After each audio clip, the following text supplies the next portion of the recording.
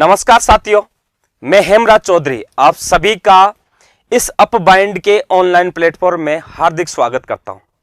मैं आपके सामने राजस्थान का जो इतिहास है, उस राजस्थान के इतिहास के अंतर्गत आज सबसे पहला जो टॉपिक है राजस्थान का एकीकरण, उस राजस्थान के एकीकरण के टॉपिक के अंतर्गत राजस्थान के एकीकरण को लेकर के बातें करेंगे।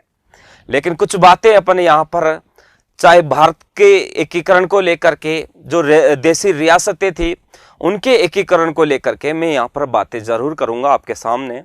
और इस राजस्थान के एकीकरण के दौरान जितने भी एग्जाम्स में क्वेश्चन बनते हैं उन सारे क्वेश्चनों की बात भी मैं आपके सामने करूंगा। तो जिक्र करते हैं और चलते हैं, इसके अंतर्गत देखते हैं, समझते हैं और समझ करके इस कम्पिटिटिव एग्जाम्स को कैसे क्लियर करते हैं वो भी अपन बातें करते हैं। तो राजस्थान का एकीकरण जो राजस्थान के इतिहास के अंतर्गत टॉपिक आता है, जिसको अपन अंग्रेजी भाषा में यूनिफिकेशन ऑफ राजस्थान के नाम से भी जानते हैं। तो चलते हैं सबसे पहले राजस्थान का एकीकरण। राजस्थान का एकीकरण को पढ़ने से पहले अपने को इस देशी रियासतों को एक जगह करके एक राज्य को बनाने के लिए कौन सी संस्थाएं काम करती थी, कौन सी संस्थाएं बनी, उनकी भी बातें कर लेते हैं। उस समय क्या हुआ, आप देखो कि इस भारत के अंतर्गत भारत में जो अंग्रेज थे, इन अंग्रेजों ने उस समय भारत पर तुर्कियों का अंत करके मुगलों का अधिकार हुआ था और उन मुगलों के दौरान ये भारत में आए थे। वैसे 1583 ईस्वी में एक राल्फ फिच नामक अंग्रेज था जो भारत आया था। यह उस समय 1583 ईस्वी में जब अकबर राजा था भारत का, मुगलों का शासक था, उस समय आया था, जो 1591 ईस्वी में भारत से गया था। लेकिन उसने भारत का भ्रमण किया और भारत का भ्रमण करके यहाँ की जो स्थितियां थी उसको जाना और वापस चला गया, लेकिन अकबर से किसी प्रकार की कोई बात नहीं की। उसके मरने के बाद, अकबर के मरने के बाद में अकबर का एक बेटा था सलीम, जिसको जहांगीर के नाम से जाना गया। सलीम एकमात्र अकबर का पुत्र था जो काफी मन्नतों के द्वारा अजमेर यात्रा के द्वारा ख्वाजा मोइनुद्दीन चिश्ती की यात्रा के दौरान पैदा हुआ था। तो यहां पर सलीम या जहांगीर अकेला पुत्र था और अकेला पुत्र होने के कारण इसकी आदतें बिगड़ चुकी थी। आदतें बिगड़ने का मतलब है अकबर एक तरीके से एक नशेवादी हो चुका था, नशे की जो चीजें होती थी उनका सेवन करने लगा था और महिलाओं की तरफ ज्यादा आकृष्ट था। कहते हैं कि जीवन में सलीम या जहांगीर ने 20 शादियां की थी। लेकिन उसी सलीम या जहांगीर के राजा बनने के दौरान आपको पता है यहाँ पर 1605 ईस्वी में जब राजा बना और 1605 के बाद में यानी कि 1605 से लेकर के 1627 ईस्वी तक शासक रहा था।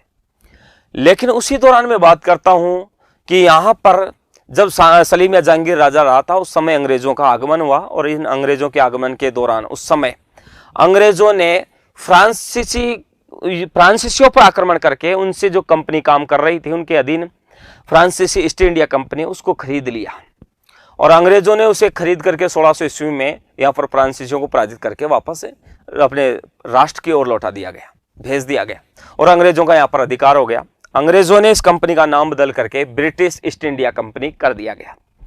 इसके दौरान यहाँ पर भारत के अंतर्गत अंग्रेजों ने भारत में शासन व्यापार करने का और लाभ कमाने का उद्देश्य जाहिर रखा लोगों के सामने और इसके लिए अंग्रेजों ने मिलकर के सलीम या जहांगीर से कंपनी स्थापित करने की मांग की। सलीम या जहांगीर ने यहां पर उसे कोई अनुमति नहीं दी, तो इन्होंने 1608 ईस्वी में इस कंपनी को सूरत में ले जाकर स्थापित कर दिया गया। लेकिन जहांगीर ने 1613 ईस्वी में कंपनी को स्थापित करने की अनुमति प्रदान कर दी। उस समय कैप्टन हॉकिंस 1611 ईस्वी के अंतर्गत भारत आया था और इस 1100 ईस्वी में इन्होंने व्यापार करने की अनुमति मांगी। लेकिन यहाँ पर 1611 के बाद में यहाँ पर जो था उस समय 1615 ईस्वी के अंतर्गत यहाँ पर इसे क्या किया गया, 400 का मनसब दिया गया और खान की उपाधि देकर इसे लौटा दिया गया। इसके बाद में यहाँ पर कैप्टन हॉकिंस भारत आया और इस कैप्टन हॉकिंस ने भारत में आकर के सलीम या जहांगीर से व्यापार करने की अनुमति मांगी। लेकिन इसे कैप्टन हॉकिंस को यहां पर उसी समय जहांगीर ने, क्योंकि जहांगीर उस समय आगरा में था, इसे व्यापार करने की अनुमति नहीं प्रदान की और जहांगीर यहां से अजमेर आ गया था। आने के दौरान यहाँ पर कैप्टन हॉकिंस के बाद में जो सर टॉमस रो था, सर टॉमस रो ही आया था उसके बाद।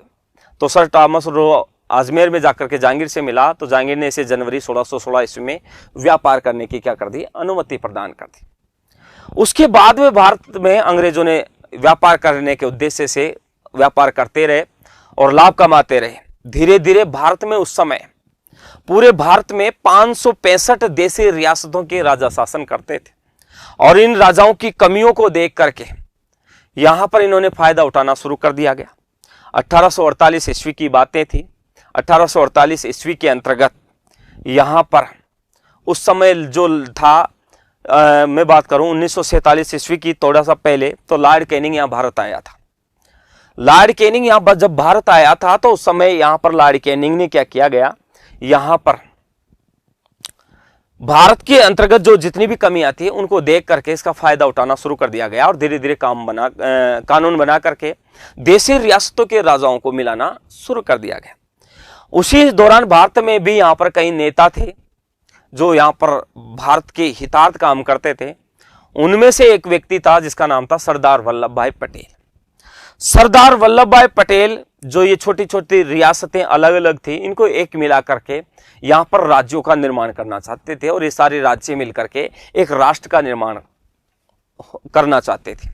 इसको देखते हुए सरदार वल्लभ भाई पटेल के नेतृत्व में यहां पर एक अधिनियम बनाया गया और उस अधिनियम को नाम दिया गया भारतीय स्वतंत्रता अधिनियम 1947। और इस भारतीय स्वतंत्रता अधिनियम 1947 के अंतर्गत यहां पर एक धारा बनाई गई जिस धारा का नाम दिया गया धारा 8। इस धारा 8 के तहत कोई भी क्षेत्र हो या कोई भी रियासतें हो या कोई भी केंद्र शासित प्रदेश हो, वो चाहे तो भारत में मिल सकता था, वो चाहे तो पाकिस्तान में मिल सकता था, क्योंकि अलग से उस समय मुस्लिम लीग पाकिस्तान की मांगे कर रही थी 1905 ईस्वी के अंतर्गत। जब आपको पता है यहां पर 1905 ईस्वी में बंगाल का विभाजन हुआ, 1906 ईस्वी में मुस्लिम लीग की स्थापना हुई। में मुस्लिम लीग तो 1906 में हुई है, ये ध्यान रखो। तो उसके दौरान अलग से राष्ट्र की मांगे उठ ही रही थी, तो उस समय इन्होंने कहा कि ठीक है, भारतीय स्वतंत्रता अधिनियम 1947 की धारा 8 के अंतर्गत जो भी रियासत है या क्षेत्र है वो भारत में रह सकता है।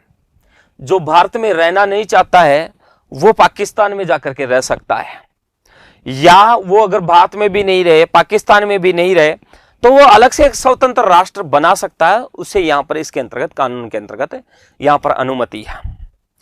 ऐसे दौरान ये कानून जो था उस समय इन चीजों को लेकर के यहां पर गठित किया गया था, लेकिन इस कानून के अंतर्गत काफी दिक्कतें होना स्वाभाविक था। इसको देखते हुए उस समय इन्होंने क्या किया, सरदार वल्लभ भाई पटेल ने इन रियासतों को मिलाने के लिए एक रियासती सचिवालय का गठन किया गया और इस रियासती सचिवालय का गठन 5 जुलाई 1947 ईस्वी को कहां पर किया गया, दिल्ली में किया गया। इसका मुख्यालय बना दिया गया दिल्ली, और यहां पर दिल्ली के दौरान वहां पर इसका अध्यक्ष बन गया सरदार वल्लभ भाई पटेल। सरदार वल्लभ भाई पटेल का यहां पर एक खास वफादार एक व्यक्ति था जिसका नाम था, उसको नाम दिया गया था सचिव, क्योंकि यहां पर एक सचिव होता था, एक सचिव बना था उस समय। 1858 ईस्वी यानी महारानी विक्टोरिया का जो अधिनियम बना था, भारत शासन अधिनियम 1858 के तहत एक पद बनाया गया था, सचिव का पद है, और वह सचिव था वीपी मेनन। उस समय ये जो वीपी मेनन था, इस वीपी मेनन का संपर्क और यहां पर इन दोनों की जो मित्रता थी सरदार वल्लभ भाई पटेल की, वो काफी अच्छी थी। और ये जो सचिव वीपी मेनन था, ये आम जनता के बीच में एक विश्वास पात्र व्यक्ति था और आम जनता की बातों को ये समझता था। इसको देखते हुए सरदार वल्लभ भाई पटेल ने इसको सचिव भी बना लिया गया। और उसी समय यहां पर इस रियासती सचिवालय के तहत यहां पर घोषणा की गई कि केवल वही रियासत है जो स्वतंत्र रह सकती है, क्योंकि सारी रियासतें अगर स्वतंत्र रहने का घोषणा कर दी गई तो फिर कौन से राज्य का निर्माण होगा, फिर कोई मतलब ही नहीं है इसका। रियासती सचिवालय बनाने का कोई मतलब ही नहीं है यहां पर। तो यहां पर क्या कर दिया गया, उन्होंने रियासती सचिवालय का गठन के तहत यहां पर नियम घोषणा भी बना दी गई और यहां पर घोषणा की गई कि जिसकी जनसंख्या, जिस देशी रियासत की जनसंख्या 10 लाख से अधिक हो और जिनकी वार्षिक जो आय है 1 करोड़ से अधिक होगी, जनसंख्या 10 लाख से अधिक होगी, जिनकी वार्षिक आय 1 करोड़ से अधिक होगी, वही क्या कर सकता है, वही अलग स्वतंत्र राष्ट्र बना सकता है। यह घोषणा इसके अंतर्गत की गई।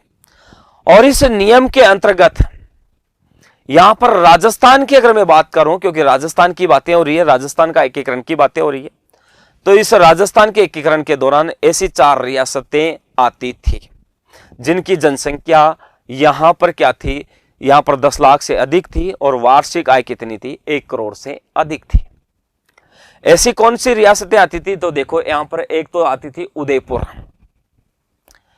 एक रियासत ऐसी थी जिसका नाम था जयपुर, और एक रियासत ऐसी थी जिसका नाम था जोधपुर, और एक रियासत ऐसी थी जिसका नाम था बीकानेर। यहां पर इन्होंने कोई अंग्रेजी वर्ड थोड़ा सा गलत डाल दिया है, बीकानेर होता है। वैसे सब जानते हैं कि अंग्रेजी क्या होता है, तो बीकानेर होता है। क्या होता है, बीकानेर। उन्होंने हो सकता है थोड़ा सा टाइपिंग करते हुए डबल प्रिंट हो गया होगा, तो यहां पर बीकानेर है, ये समझ लेना। तो ऐसी 4 रियासतें जो इन दोनों नियमों को पूरा करती थी, जिसकी जनसंख्या 10 लाख से ज्यादा थी और वार्षिक आय 1 करोड़ से अधिक थी। यहां पर एक उदयपुर थी, एक जयपुर थी, एक जोधपुर था और एक बीकानेर थी। ये ध्यान रखो। यहां पर यह भी ध्यान रखो कि राजस्थान का जो एकीकरण हुआ है वो सरदार वल्लभ भाई पटेल की ही देन है और इनका ही क्या है, श्रेय है। यह समझो आप। तो राजस्थान का एकीकरण का श्रेय सरदार वल्लभ भाई पटेल को ही जाता है। अगर सरदार वल्लभ भाई पटेल इस जिम्मेदारी को अपने कंधों पर नहीं उठाते तो राजस्थान का एकीकरण संभव था ही नहीं।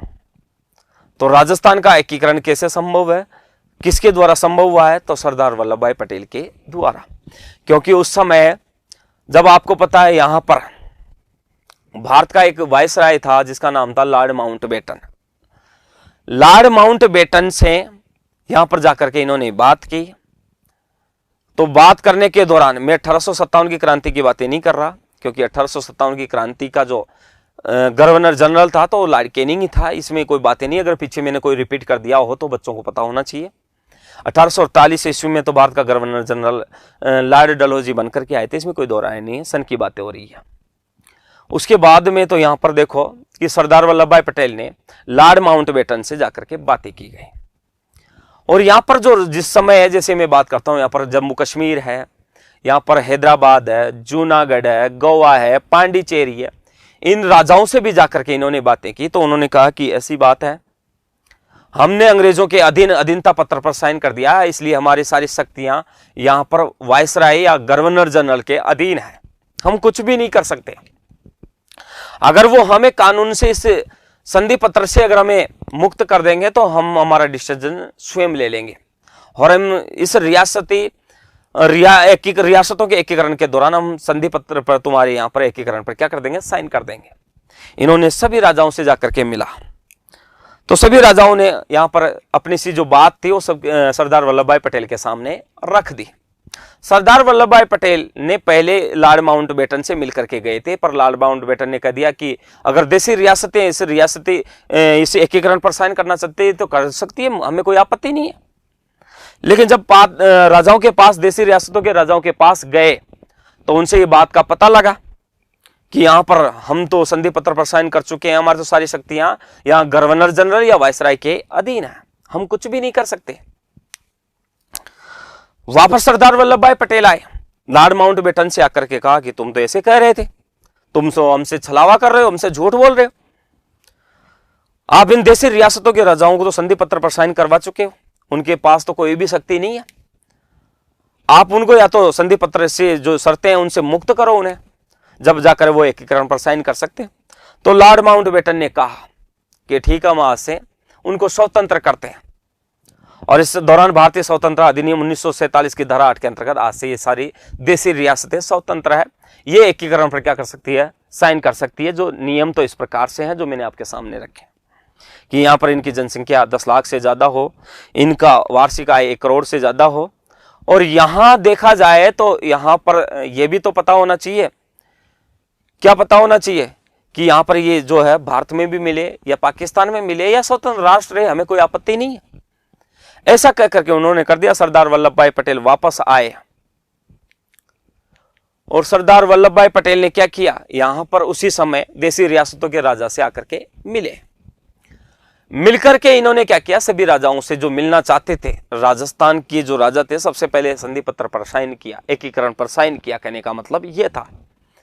और उस समय 19 रियासतों के राजाओं ने क्या कर दिया, साइन कर दिया गया। इसका मतलब राजस्थान 19 रियासतों के राजाओं ने राजस्थान में मिलना स्वीकार कर दिया गया, संधि पत्र पर साइन हो गए। यहां एक केंद्र शासित प्रदेश बना दिया गया और यहां पर क्या कर दिए गए, 3 ठिकाने बना दिए गए राजस्थान में। तो आपसे क्वेश्चन पूछा जाएगा, यह ध्यान रखना, आपको पता होना चाहिए कि राजस्थान में कितनी रियासतें थी, तो 19 रियासतें थी जिन्होंने एकीकरण पर साइन किया है। उसके दौरान कितने केंद्र शासित प्रदेश थे, तो एकीकरण की शुरुआत के दौरान एक केंद्र शासित प्रदेश था, यह आपको पता होना चाहिए। ठिकाने कितने थे, तो ठिकाने 3 थे, यह भी आपको पता होना चाहिए। अगर रही बात, आपसे पूछा जाए कि भारत में कुल कितनी रियासतें हैं, तो आपको यह पता होना चाहिए 565 रियासतें हैं। कितनी रियासतें हैं, 565 रियासतें।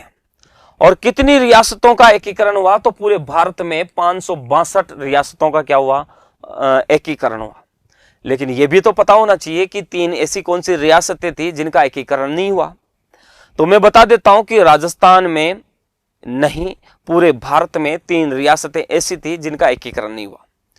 3 रियासतें कौन थी, देखो, पहली रियासत की मैं बात करता हूं, कश्मीर। कौन सी है, कश्मीर। उसके बाद में यह बात करता हूं, दूसरी रियासत है हैदराबाद। कौन सी रियासत है, हैदराबाद। तीसरी रियासत कौन सी है, तो तीसरी रियासत है जूनागढ़, जिन्होंने क्या किया है, एकीकरण पर साइन नहीं किया।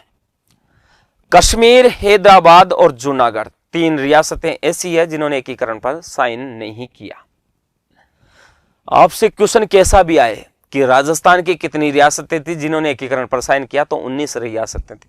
कितने केंद्र शासित प्रदेश थे, तो एकीकरण की शुरुआत के दौरान एक केंद्र शासित प्रदेश था, बाद में दूसरा भी यहां पर बना था, जिसका नाम था यहां पर कौन सा, यहां पर सुनेल टप्पा, जो सिरोही में आते थे, यानी कि सिरोही था दूसरा। 3 ठिकाने कौन से थे, तो 3 ठिकाने यहां पर बने थे, उनकी भी बात कर लेंगे कौन से थे। यहां पर भारत में कुल रियासतें कितनी थी, तो 565 थी, ये आपको पता होना चाहिए। कोई से भी एग्जाम में आए, यह आपको पता होना चाहिए।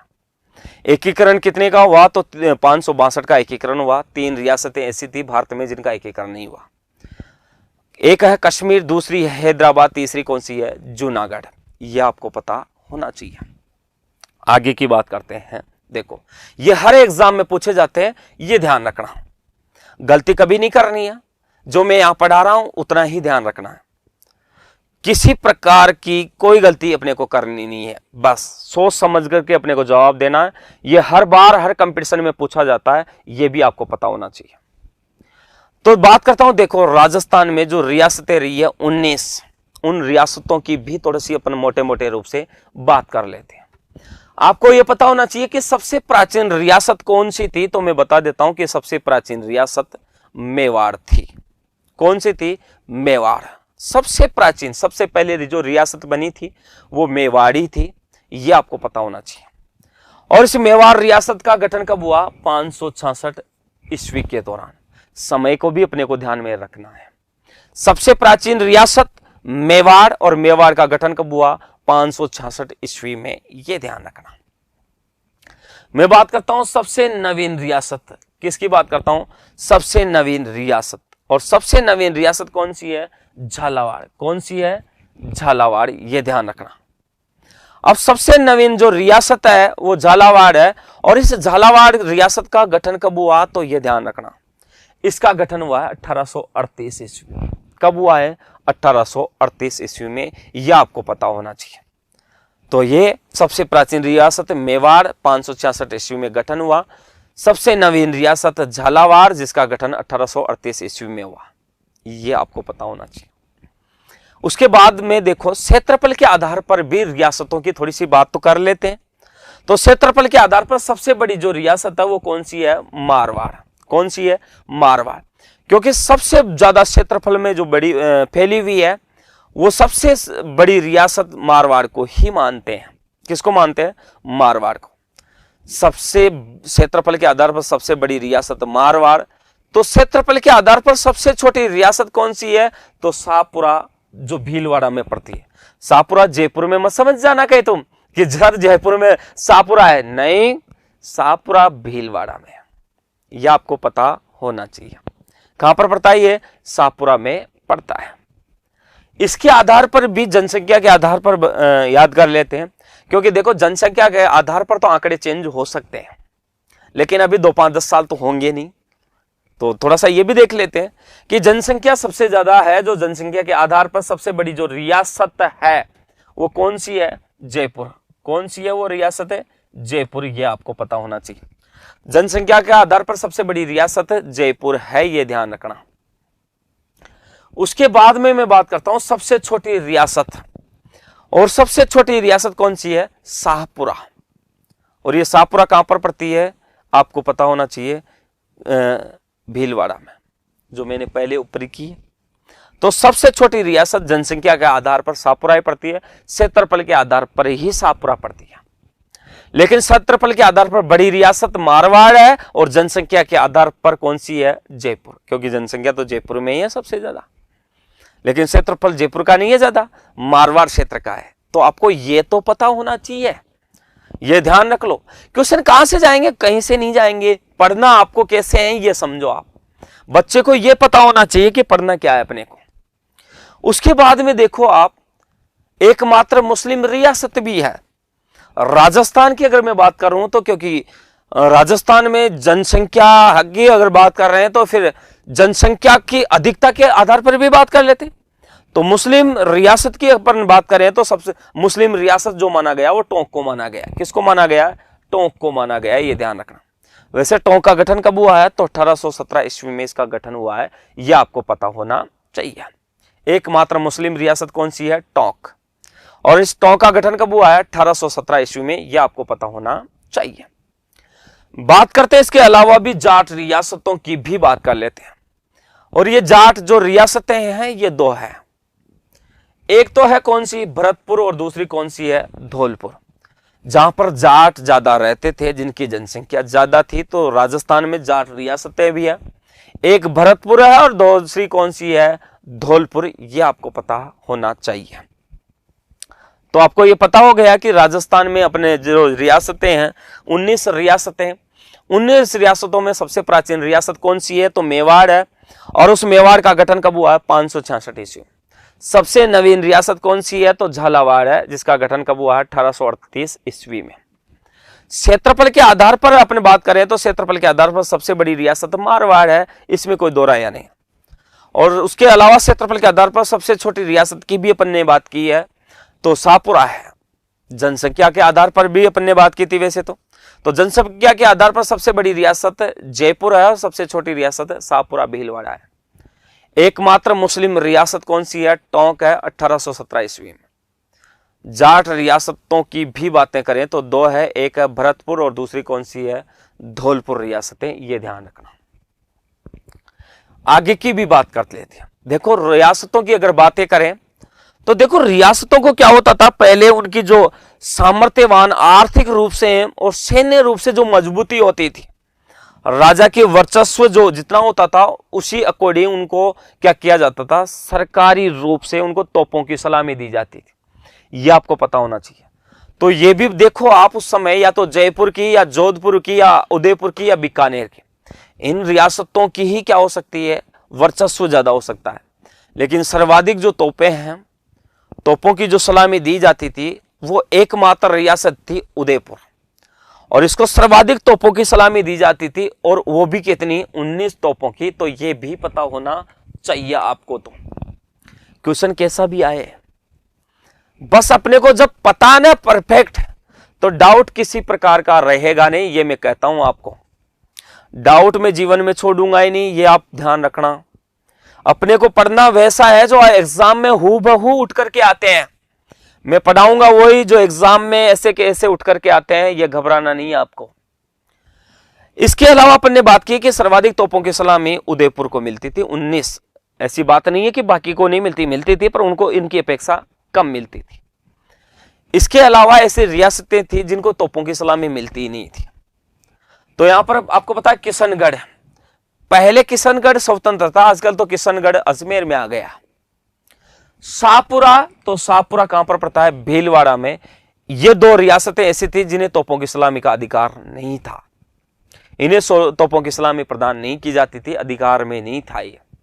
तो कौन सी दो रियासतें थी? एक तो किशनगढ़ और दूसरी शाहपुरा रियासतें, जिनको तोपों की सलामी का अधिकार नहीं था। लेकिन सर्वाधिक तोपें किसको मिलती थी? उदयपुर को। कितनी मिलती थी? 19 तोपें। यह आपको पता होना चाहिए। देखो, मैं बात करता हूं आपकी आजादी से पहले भारत में भी 4 केंद्र शासित प्रदेश थे। आजादी से पहले भारत में 4 केंद्र शासित प्रदेश थे। उन चारों केंद्र शासित प्रदेशों में से एक राजस्थान में भी आता था। तो मैंने बात की है बिल्कुल आजादी से पहले की बातें हैं, क्योंकि आजादी कब मिली है भारत को? 1947 के दौरान। तो उससे पहले तो भारत में 4 केंद्र शासित प्रदेश थे। एक था यहां दिल्ली, दूसरा कौन सा था? अजमेर मेरवाड़ा राजस्थान में, और तीसरा कौन सा था? बलूचिस्तान पाकिस्तान में, और तीसरा कौन सा था? कुर्ग कर्नाटक में। आजादी से पहले भारत में 4 केंद्र शासित प्रदेश थे। एक है दिल्ली, दूसरा है अजमेर मेरवाड़ा राजस्थान, तीसरा है बलूचिस्तान पाकिस्तान, तीसरा है कुर्ग कर्नाटक। 4 ऐसे केंद्र शासित प्रदेश थे जो भारत में काम करते थे। ये केंद्र शासित प्रदेश आते थे तो आपको एग्जाम में पूछा जाए कि भारत में कितने थे, तो 4 थे। एक है दिल्ली, दूसरा अजमेर मेरवाड़ा जो राजस्थान में आता है, तीसरा बलूचिस्तान पाकिस्तान में आता है, चौथा कौन सा है? कुर्ग कर्नाटक। तो राजस्थान की तो सिर्फ एक की बात हो रही थी जो इसमें शामिल था, लेकिन भारत में तो क्या थे? 4 थे। उसके अलावा भी मैं बात करता हूं को देखो, आपको पता है उस समय जब रियासतों का एकीकरण हुआ तो उस समय भारत के जो क्षेत्र थे उन क्षेत्रों को शामिल करके इनको 4 श्रेणियों में बांट दिया गया। प्रथम श्रेणी, द्वितीय श्रेणी और तृतीय श्रेणी और चतुर्थ श्रेणी। राज्यों को 4 श्रेणियों के आधार पर बांट दिया गया, क्योंकि जनसंख्या के आधार पर, शिक्षा के आधार पर, स्वास्थ्य के आधार पर, इस आधार पर इनको बांटा गया था। राजस्थान ऐसा था जो शिक्षा में भी और स्वास्थ्य में भी काफी पिछड़ा हुआ था, यह ध्यान रखो। तो राजस्थान को 20 श्रेणी में शामिल किया गया, यह भी ध्यान रखना। तो राजस्थान रियासतों के एकीकरण के समय कौन सी श्रेणी का राज्य था? तो 20 श्रेणी का राज्य था, यह समझ में ना। लेकिन मैं आपको बता देता हूं कि यहां पर अजमेर मेरवाड़ा की बात करते हैं तो अजमेर मेरवाड़ा तो केंद्र शासित प्रदेश था, लेकिन अजमेर मेरवाड़ा को केंद्र शासित प्रदेश को 20 श्रेणी में न रख करके किस में रख दिया? सी श्रेणी में, क्योंकि वो स्वतंत्र था। तो राजस्थान की अगर बात हो रही है तो वो 20 श्रेणी में है, और यहां पर अजमेर मेरवाड़ा की बात हो रही है तो वो किस में है? सी श्रेणी में है। यह थोड़ा सा ध्यान रखना है आपको। तो यहां पर अपन ने रियासतों के एकीकरण के दौरान यहां पर उनको श्रेणियां हैं, उनकी भी थोड़ी सी बातें तो अपन ने की है। अपने केंद्र शासित प्रदेशों की भी भारत की बात की है तो राजस्थान तो अपने आप उसमें आ जाता है, यह भी अपन ने बातें की थी। एग्जाम में किसी प्रकार से क्वेश्चन पूछा जा सकता है कि भारत में कितने केंद्र शासित प्रदेश थे, तो 4। राजस्थान में कितने थे? तो 1 थे। नाम पूछे तो बता देना, दिल्ली है, अजमेर मेरवाड़ा जो राजस्थान में पड़ता है, बलूचिस्तान जो पाकिस्तान में पड़ता है, कुर्ग कर्नाटक जो कर्नाटक में, यानी कुर्ग है जो कर्नाटक में पड़ता है। राजस्थान किस श्रेणी का राज्य है? तो 20 श्रेणी का राज्य है। भारत के राज्यों को कितनी श्रेणियों में बांटा गया? तो 4 श्रेणियों में बांटा गया, A, B, C, D, या प्रथम श्रेणी, द्वितीय श्रेणी, तृतीय श्रेणी या चतुर्थ श्रेणी। उसके अलावा अजमेर मेरवाड़ा की बात करूं तो यहां पर अजमेर मेरवाड़ा सी श्रेणी में शामिल है, यह भी ध्यान रखना। इसके आगे की थोड़ी सी बात कर लेते हैं और देखते हैं, क्योंकि क्वेश्चनों का और राजस्थान के जो रियासतों का एकीकरण है वो बहुत अच्छे तरीके से अपने को पढ़ना है। और ऐसे इससे बाहर चाहे IAS हो चाहे RS हो, कोई सा भी एग्जाम हो, टीचर लाइन का कोई सा भी हो, यहां पर CET LDC का, कोई सा भी राजस्थान पुलिस का, पटवार का, ग्राम सेवक वीडियो का जो एग्जाम होता है उसमें कोई सा क्वेश्चन बाहर नहीं जाता है, ये ध्यान रखो। क्योंकि मैं टॉपिक वही पढ़ाता हूं और क्वेश्चन वही लाता हूं जो एग्जाम में उठ करके आते हैं। लाइन टू लाइन क्वेश्चन आज तक उठ करके आए हैं और आते रहेंगे, ये ध्यान रखो। विश्वास तो दुनिया करती हुई आई है, विश्वास एक स्टूडेंट को गुरु पर भी करना होगा। विश्वास से दुनिया चलती है, अगर विश्वास नहीं है तो सफलता नजदीक नहीं है, क्योंकि सफलता का रास्ता जो है वो विश्वास पर टिका हुआ है। दुनिया कितनी भी स्वार्थी हो सकती है, लेकिन विश्वास के बिना वो भी अधूरी है। तो यह समझ लेना आप। देखो, उसके अलावा बात करता हूं थोड़ा आगे की बात करें तो देखो, आगे की मैं बात करता हूं। देखो, ठिकाने। राजस्थान राज्य में मैंने ठिकानों की बातें की थी, मैंने 19 केंद्र शासित प्रदेशों की बातें नहीं, राजस्थान में देशी रियासतों की बातें की थी। केंद्र शासित प्रदेश एक था, उसकी बातें की थी। ठिकाने 3 थे, उनकी बातें अपन और कर लेते। तो राजस्थान में 3 ठिकाने थे। एक था नीमराणा। नीमराणा कहां पर पड़ता है? अलवर में। कहां पर पड़ता है ये? अलवर में पड़ता है। ये थोड़ा सा ध्यान रखना। नीमराणा कहां पर पड़ता है? अलवर। और उस समय जो नीमराणा अलवर क्षेत्र है, वहां का एक शासक था जिसका नाम दिया गया राजेंद्र सिंह। आपको किसी गाइड में पढ़ना, आपको देखने को ही नहीं मिलेगा। तो यहां पर नीमराणा अलवर के अंतर्गत यहां का राजा कौन था? राजेंद्र सिंह था, यह ध्यान रखना। उसके बाद में दूसरा ठिकाना कौन सा था? तो कुशलगढ़ बांसवाड़ा था। कौन सा था?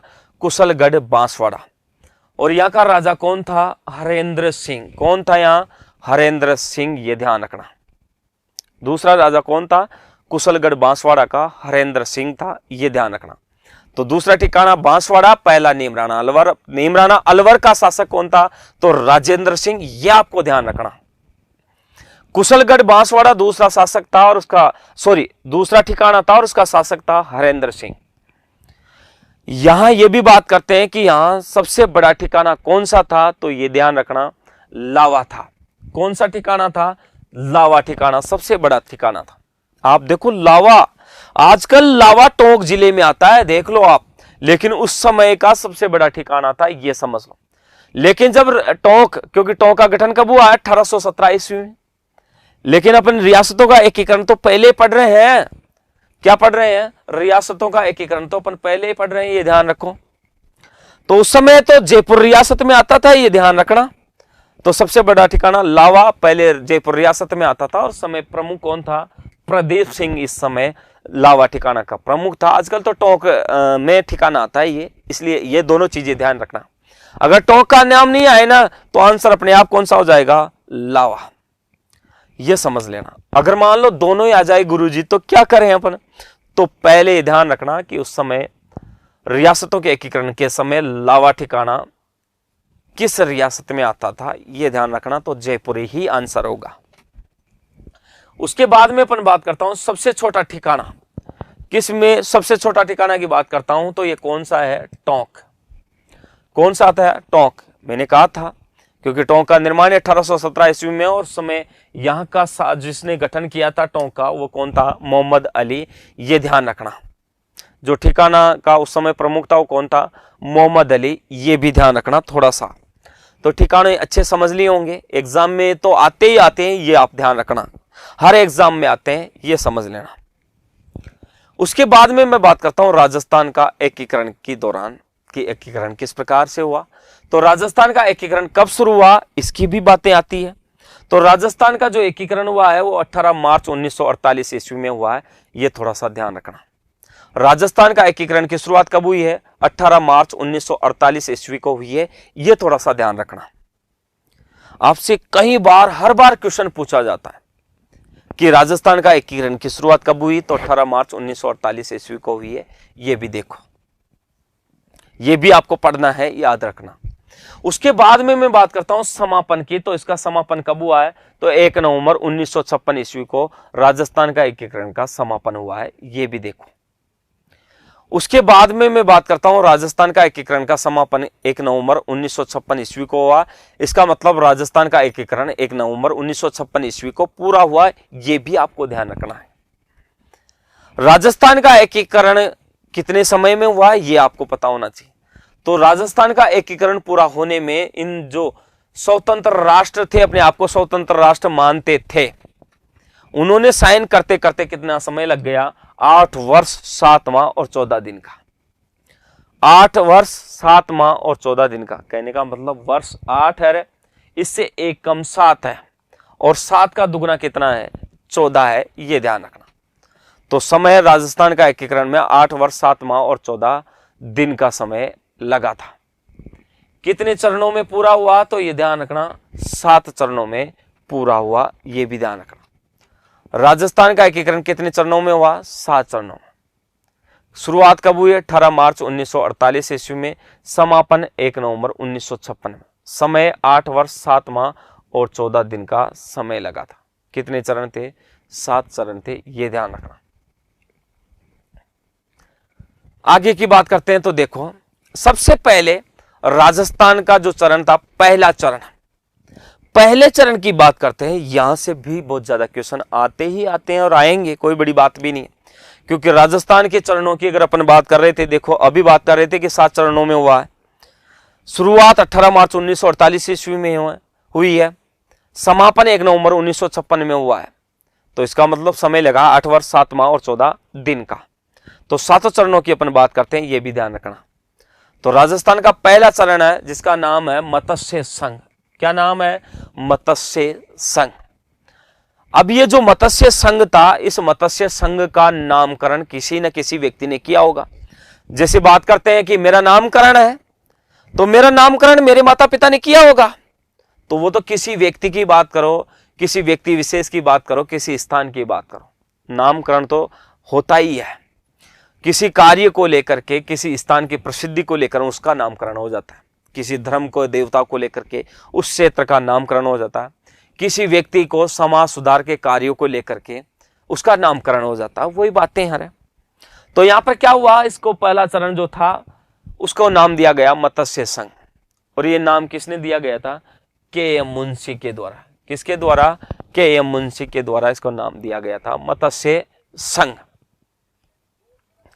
इसका गठन कब हुआ, 18 मार्च 1948 ईस्वी में। इसका गठन कब हुआ, 18 मार्च 1948 ईस्वी में यहां पर गठन हुआ था मत्स्य संघ का। मत्स्य संघ पहला चरण था और इसका गठन 18 मार्च 1948 ईस्वी में हुआ था। इसको नाम दिया गया था के.एम. मुंशी। ये आपको ध्यान में रखना ही रखना है। यहां पर इसका गठन करने के दौरान कौन कौन सी रियासतें ऐसी थी जिन्होंने साइन किया था, हस्ताक्षर किया था, तो आपको पता होना चाहिए। यहां पर देखो, रियासतों पे एकीकरण पर साइन 7 जुलाई 1947 ईस्वी को ही शुरू हो चुका था। कब हो चुका था, 7 जुलाई 1947 ईस्वी। और यहां पर उस दौरान 7 दिन के अंतर्गत रियासतों के एकीकरण ने यहां पर साइन कर दिए थे, यह ध्यान रखना। तो यहां पर देखो, उस समय बात करता हूं कि कितनी रियासतें ऐसी थी जो इसमें शामिल हुई थी। तो 4 रियासतें ऐसी थी जो मत्स्य संघ में शामिल हुई थी, और इसके अलावा भी एक ठिकाना था जो इसमें क्या हुआ था, शामिल हुआ था, यह ध्यान रखना। अब 4 रियासतें कौन सी थी, तो देखो, वैसे देखा जाए तो अंग्रेजी के अल्फाबेट से भी आप याद कर सकते हो, ABCD। कहने का मतलब है अलवर है, भरतपुर है, यहां पर करौली है और यहां पर धौलपुर है। ये क्या है, 4 रियासतें ऐसी हैं जिनको अपन अंग्रेजी के अल्फाबेट से भी याद कर लेते हैं, ये भी ध्यान थोड़ा सा रखना। तो अपन 4 रियासतें जो इसमें शामिल की गई थी उनकी बातें कर रहे हैं। तो पहला है अलवर। अब ये भी पता होना चाहिए वहां का शासक कौन था। तो अलवर के, वैसे आपको पता, लोग तेज होते हैं, अलवर के लोग हमेशा ही तेज होते हैं, ये ध्यान रखो। तो इसका मतलब कौन शासक था वहां का, तेज सिंह। याद कर लो रे भाई, अपना क्षेत्र अलवर, और अलवर अपन तो वैसे तेज है ना, तो तेज है, तो इसका मतलब तेज सिंह शासक था। भरतपुर की बात करते हैं, और आपको पता भरतपुर में मथुरा वृंदावन, यानी कि वहां के लोग जो यूपी के कुछ आते हैं, ब्रज भाषा बोलते हैं। ब्रज बोलते ही नहीं, बोलते हैं ना, श्याम के दीवाने हैं, और श्याम के दीवाने हैं तो इसका मतलब वो क्षेत्र ब्रज कहलाता है ना। तो यहां का शासक कौन हुआ, ब्रजेंद्र सिंह। यह लो याद, शासक भी याद। उसके बाद में बात करते हैं धौलपुर, और ये धौलपुर क्या करते हैं, लोगों को धो देते हैं, कपड़ों को जैसे धो देते हैं ना, वैसे ये लोगों को भी धो देते हैं। इसका मतलब एक नया सवेरा उदय होता है, यानी कि जो गलत लोग हैं उनका अंत हो जाता है धोने के बाद, और एक नया सवेरा शान और सुकून की जिंदगी वाला शुरू होता है। इसका मतलब वहां का शासक कौन, उदय भान सिंह। सही है गलत है, उदय भान सिंह, क्योंकि ऐसे भान, उदय भान, ऐसे लोग ऐसे काम करते हैं लोगों को धोने का। तो ये धौलपुर का राजा उदयभान सिंह, ये ध्यान रखना। उसके बाद में मैं बात करता हूं करौली। करौली के जो लोग हैं ना, वो गणेश जी के दीवाने हैं, क्योंकि करौली से नजदीकी क्या पड़ता है, सवाई माधोपुर। हाँ, अब करौली के लोग क्या करो, गणेश जी के दर्शन करो, है ना, करो। तो इसका मतलब गणेश पाल, कौन था ये, गणेश पाल, ये ध्यान रखना। तो अलवर का कौन, क्योंकि लोग तेज तो तेज सिंह। भरतपुर का कौन, इसका मतलब यहाँ के लोग ब्रजभाषा बोलते हैं, ब्रजेंद्र सिंह। धौलपुर का लोग धोने वाला काम कौन करेगा, उदयभान सिंह, क्योंकि ये जो सिंह है ना, ये सिंह ही ऐसे काम करते हैं, तो उदयभान सिंह। करौली के लोग तो गणेश जी के दीवाने हैं, इसका मतलब गणेश पाल यहाँ का शासक था। ये बातें ध्यान रखना। पहले चरण का नाम मत्स्य संघ, नाम दिया किसने, इस मत्स्य संघ का नामकरण किसने किया, तो के.एम. मुंशी ने किया था, यह ध्यान रखना। गठन कब हुआ, 18 मार्च 1948 ईस्वी में। कितनी रियासतें इसमें शामिल हुई, तो 4 रियासतें इसमें शामिल हुई थी, और एक ठिकाना था जिसका नाम था नीमराणा। और आपको यह भी पता होना चाहिए, नीमराणा कहां पर पड़ता है, अलवर में। कहां पर पड़ता है, अलवर में पड़ता है, ये थोड़ा सा ध्यान रखना। कहां पर पड़ता है, अलवर में पड़ता है, ये भी ध्यान रखना। कहां पर पड़ता है, अलवर में। अब देखो, अलवर में पड़ता है, तो यहां देखो कि मत्स्य संघ की राजधानी कौन सी थी, तो मत्स्य संघ की राजधानी उस समय कौन सी थी, अलवर। राजधानी बनी थी उस समय, क्या बनी थी, ये राजधानी। मत्स्य संघ की क्या बनी थी, ये राजधानी बनी थी, ये ध्यान रखना। राजधानी क्या थी, राजधानी कौन सी बनी मत्स्य संघ की उस समय, अलवर। राजधानी का थोड़ा सा ध्यान रखना है आपको। ठिकाना भी इससे संबंधित था, जो वर्तमान में इसमें आता है, नीमराणा। तो राजधानी भी अलवर और ठिकाना भी नीमराणा, यह आपको पता होना चाहिए। यह थी मत्स्य संघ की बातें, पहला चरण की बातें थी। उसके बाद में मैं बात करता हूं, देखो मत्स्य संघ की कुछ और बातें हैं, बहुत इंपॉर्टेंट है, आज तक आपने पढ़ी नहीं होगी, पर मैं बता देता हूं आपको। तुम जैसे कि टीचर लाइन की तैयारी करते हो, आरएस की, आईएएस की तैयारी करते हो, तो ये चीजें आपको पता होना चाहिए। फिर भी कुछ बातें ऐसी होती है जो एग्जाम में आजकल बहुत सारे ट्रेंड के हैं, जो क्वेश्चन इनसे संबंधित ज्यादा आते हैं, ऐसी चीजें मैंने शामिल की है। तो ये देखो, पहले मत्स्य संघ, इस मत्स्य संघ की वार्षिक जो आय है ना, वार्षिक आय वो कितनी है, 184 लाख। वार्षिक आय कितनी थी इसकी, 184 लाख वार्षिक इसकी आय थी, ये भी आपको पता होना चाहिए। मत्स्य संघ की जनसंख्या कितनी थी उस समय की, तो 18.38 लाख, यानी कि 18,38,000 जनसंख्या थी, यह ध्यान रखना। चलो, जनसंख्या इतनी याद हो या न हो, पर एक दो बार नजर तो जरूर डाल लेना। क्षेत्रफल की बात करें तो उस समय जो मत्स्य संघ फैला हुआ था ना, वो 12,000 किलोमीटर में फैला हुआ था। कितने किलोमीटर में, 12,000 किलोमीटर में फैला हुआ था, यह ध्यान रखना। जिसका क्षेत्रफल कितना है, 12,000 किलोमीटर, यह ध्यान रखना। उसके बाद में मैं बात करता हूं उद्घाटन की। उद्घाटन है लोहागढ़, जो इस मत्स्य संघ का जो उद्घाटन हुआ था वो लोहागढ़ दुर्ग में हुआ था। और लोहागढ़ दुर्ग में कहां पर पड़ता है, भरतपुर में। कहां पर पड़ता है, भरतपुर में। इसका मतलब राजधानी अलवर थी और उद्घाटन भरतपुर के लोहागढ़ दुर्ग में हुआ है। और उस समय जाट राजवंश जो थे वहां के शासक रहे थे भरतपुर के। भरतपुर और धौलपुर उनके अधीन ही आता था। तो इनका उद्घाटन भी ध्यान रखो, तो उद्घाटन लोहागढ़ दुर्ग में हुआ था। उस समय मत्स्य संघ का उद्घाटन करता कौन था, जिसने उद्घाटन किया था, तो आपको यह पता होना चाहिए, एक व्यक्ति था एन.वी. गॉडगिल, यानी कि नरहरि विष्णु गॉडगिल ने इसका उद्घाटन किया था। यह भी आपको क्या होना चाहिए, पता होना चाहिए। तो मत्स्य संघ का वार्षिक जो आय थी मत्स्य संघ की, वो 184 लाख थी। जनसंख्या जो थी 18,38,000 थी। क्षेत्रफल 12,000 किलोमीटर तक फैला हुआ था इसका। उद्घाटन जो था लोहागढ़ दुर्ग में हुआ था मत्स्य संघ का, जो भरतपुर में पड़ता है। और उसका उद्घाटन जो जिसने किया था वो एन.वी. गॉडगिल या नरहरि विष्णु गॉडगिल ने की थी। कोई सा भी क्वेश्चन आए ये आपको पता होना चाहिए। उसके बाद में मैं बात करता हूं थोड़ा सा मत्स्य संघ। मैंने बताया भी है कि राजधानी तो अलवर रही थी, ये आपको पता होना चाहिए। राज प्रमुख कौन था यह भी ध्यान होना चाहिए। तो राज प्रमुख की मैं बात करता हूं तो उस समय उदयभान सिंह की बात करता हूं। किसकी बात करता हूं? उदयभान सिंह। अब आपको पता सही होना चाहिए कि यहां पर उदयभान सिंह कहां का शासक था, तो मैंने कहा था धौलपुर का, क्योंकि लोग क्या करते हैं, धौलपुर के लोग धो देते हैं, और धो देते हैं ऐसा काम कौन करता है? उदयभान सिंह।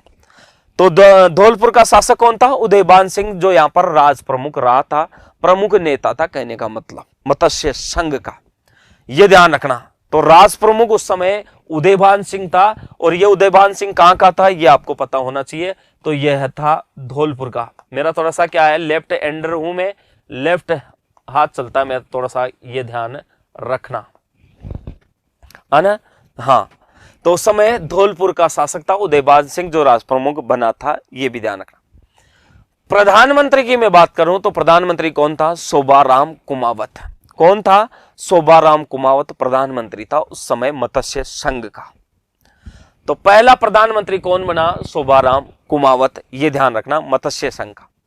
उप प्रधानमंत्रियों की भी बात कर लेता हूं, पर इतना डीपली क्वेश्चन नहीं आता, आरएस जैसे एग्जाम्स में जरूर पूछ लेता है, तो थोड़ा सा ये चीजें मेरे को नॉलेज है तो मैं बता देता हूं कि उस समय उप प्रधानमंत्री थे जुगल किशोर चतुर्वेदी और गोपीलाल यादव। आज आपको पता है कि जैसे कि मैं बात करता हूं मई 2023 की बात करता हूं, तो इस समय आपको पता कांग्रेस की सरकार है, और उस समय राजस्थान के अंतर्गत आपको पता है अशोक गहलोत अपना मुख्यमंत्री है। लेकिन उस समय आपको पता है यहां पर उप मुख्यमंत्री भी है, जिसका नाम क्या है यहां पर आपको पता है? सचिन पायलट। वैसे ही उस समय एक प्रधानमंत्री भी होता था, पहले प्रधानमंत्री के नाम से जाना जाता था इसको, क्योंकि मुख्यमंत्री का पद बना नहीं था, यह आपको पता होना चाहिए। तो इस समय उप प्रधानमंत्री जुगल किशोर चतुर्वेदी, और दूसरा तो कौन सा था? गोपीलाल यादव। आगे की बात कर लेते हैं, थोड़ा सा देखो कुछ महत्वपूर्ण जो बातें हैं जो अपने यहां पर मत्स्य संघ से संबंधित है, उसकी भी बात कर लेता हूं। मैंने बताया थी अलवर का एक शासक था तेज सिंह, और इस तेज सिंह का एक दीवान था, और उस दीवान का नाम क्या था? एनवी खरे। यह उस समय क्या हुआ कि एक प्रमुख नेता था भारत का, जिसका नाम था महात्मा गांधी जी। महात्मा गांधी जी ने इन रियासतों के एकीकरणों को, मिलान को लेकर के दखलबाजी करना शुरू कर दिया था, और ये चीजें यहां पर अलवर के शासकों के और कुछ जैसे सरदार वल्लभ भाई पटेल के ये अच्छी नहीं लगी। तो अलवर के शासक तेज सिंह और दीवान एनवी खरे ने मिलकर के यहां पर गांधी जी की क्या करवा दी? नाथूराम गोडसे के माध्यम से हत्या करवा दी गई।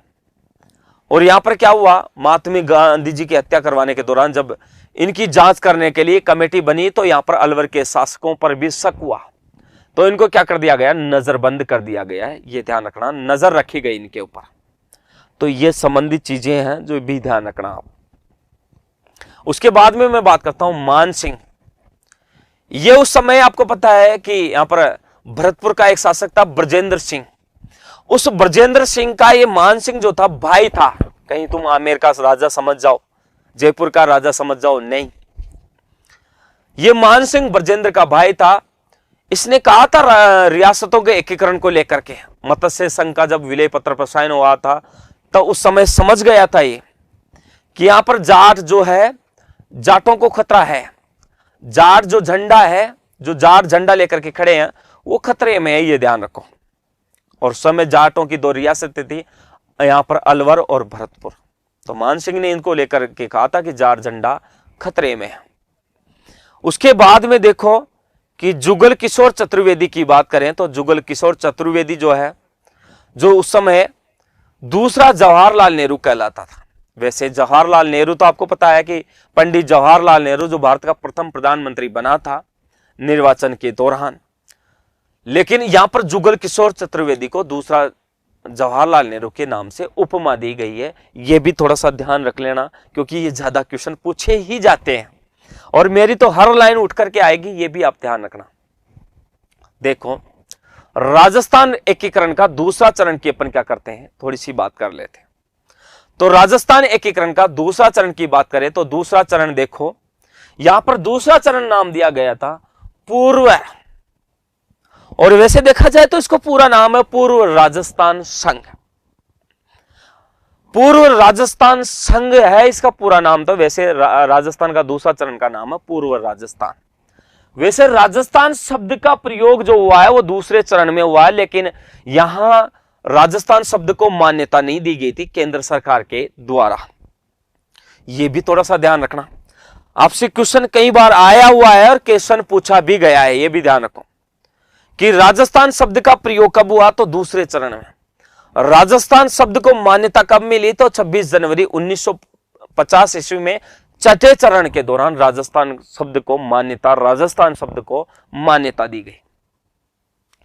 तो यह ध्यान रखना। तो दूसरे चरण का नाम है पूर्व राजस्थान संघ।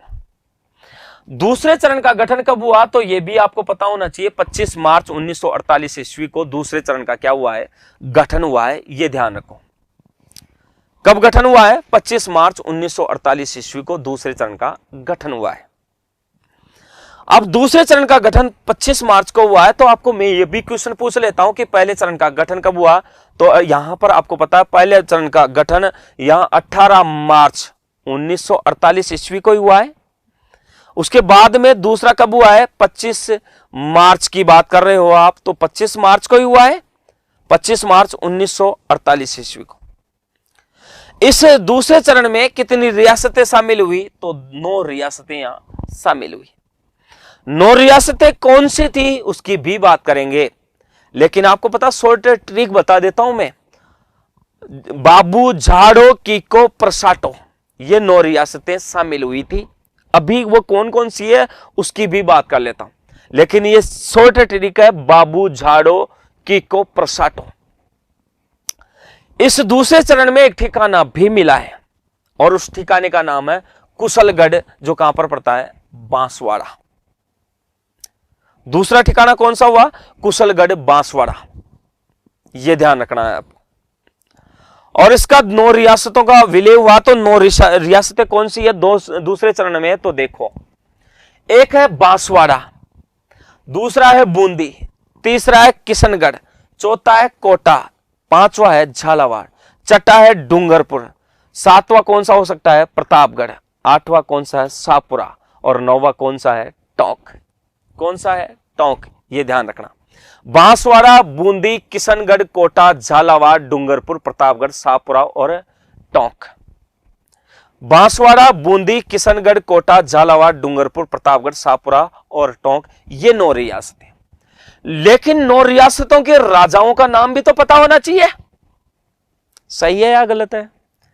यह भी तो बड़ा गेम है और यह भी तो बड़ा खेल है। तो मैं ट्रिक के माध्यम से आपको यही याद करा दूंगा, ध्यान रखना। और देखो, ये देखो कि बांसवाड़ा है और बांसवाड़ा में चंद्र बिंदु का प्रयोग हो रखा। देखो बिंदु है एक बांसवाड़ा के, यानी कि बांस है, आपको पता चमकती है, चंद्रमा के समान चमकती है।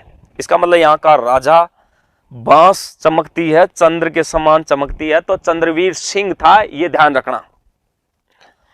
उसके बाद में देखो बूंदी की बात करते हैं। और बूंदी के जो लोग होते हैं वो बड़े बहादुर होते रहे, क्योंकि यहाँ के लोग कृषि कार्य करते हैं, क्योंकि यह हाड़ौती क्षेत्र में आ जाता है। कोटा, बूंदी, बारां, झालावाड़ जो क्षेत्र है यह हाड़ौती क्षेत्र में आता है। और ब क्षेत्र है, ब से बहादुर सिंह है कि नहीं है। दूसरी रियासत है, उसके राजा का नाम का पता चल गया, बहादुर सिंह है। तीसरी रियासत है किशनगढ़। कौन सी है, किशनगढ़। और यहां का शासक कौन है, सुमेर सिंह। कौन है यहां का शासक है, सुमेर सिंह। यह ध्यान रखो। तीसरी रियासत कौन सी है, कोटा। कौन सी रियासत है, कोटा। यह भी देखो। और आपको पता कोटा के भी जो लोग हैं वो भीम होते हैं, भीम। जैसे बहादुर होते हैं ना, उनको भी भीम बोलते हैं। तो कोटा का शासक कौन, भीम है। ये याद कर लो आप। कोटा भीम, बूंदी बहादुर, बांसवाड़ा का चंद्रवीर सिंह, किशनगढ़ का कौन, सुमेर सिंह। ध्यान रखो, ये सिंह है। उसके बाद में अपन बात करेंगे किसकी, झालावाड़ की। और झालावाड़ का शासक कौन है, यहां पर झालावाड़ का शासक है हरिश्चंद्र। क्योंकि झालावाड़ के जो लोग होते हैं ना, सत्यवादी हरिश्चंद्र होते हैं। ये ध्यान रखना, कभी झूठ नहीं बोलते रहे। आप देखो अपने क्लास के जो सहपाठी है या जो कोचिंग में अपने साथ पढ़ते हैं, झालावाड़ के लोग हमेशा सत्य बोलते हैं, हरिश्चंद्र है ये लोग। तो झालावाड़ का शासक कौन? हरिश्चंद्र। याद कर लो रे, यही तो याद करना है अपने को, बस क्लास में याद हो जाए, वही गुरु महान, वही ज्ञान महान।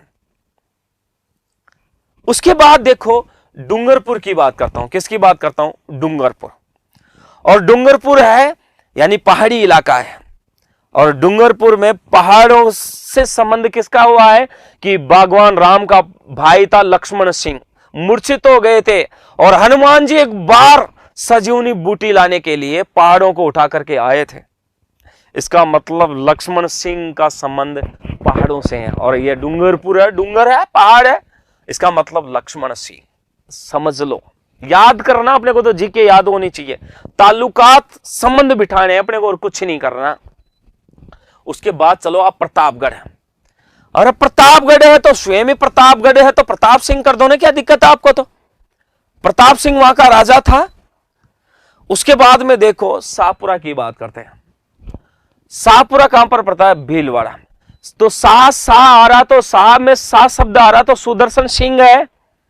कौन है? सुदर्शन सिंह। बस दिक्कत कहां है? कहीं ना कहीं ताल्लुकात बिठाना है। शाहपुरा का सुदर्शन सिंह, और टोंक नवाबों की नगरी है, इसका मतलब नवाब है तो उसका नाम भी नवाबों से संबंधित होगा, तो मोहम्मद अली है। कौन है? मोहम्मद अली।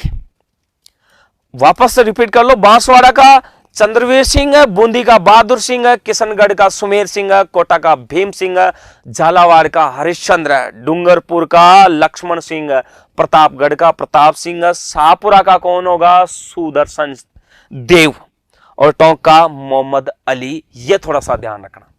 तो 9 रियासतें जो मिली थी उनकी अपन ने बात की थी। बात करते हैं आगे, क्या यहां पर थोड़ा सा दूसरे चरण में थोड़ी सी अपन और बात कर लेते हैं। दूसरे चरण की बात करें तो यहां की जनसंख्या कितनी थी? 23.5 लाख, जबकि पहले चरण की जनसंख्या 18.38 लाख। दूसरे चरण की 23.5 लाख, यानी कि जनसंख्या ज्यादा थी। क्षेत्रफल की बात करें तो क्षेत्रफल कितना था? 16,807 किलोमीटर।